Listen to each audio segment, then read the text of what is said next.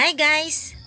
Problema mo rin ba yung kapag nag-upload ka ng iyong long form video ay nacha-chop-chop at napupunta siya sa reels natin ng hati-hati?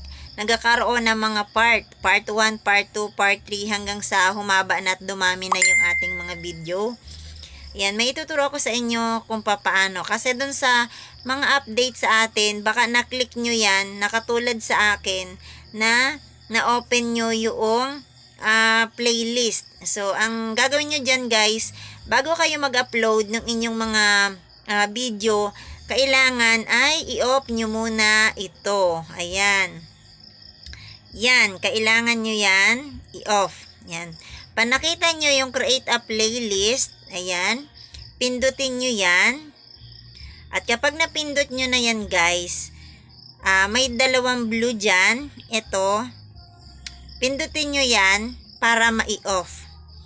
Tapos, kapag na-off nyo na yan, pindutin nyo yung save.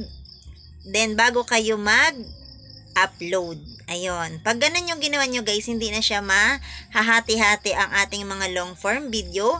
At ma-upload mo na ito ng buo. Ayun. Sana nakatulong. Thank you for watching.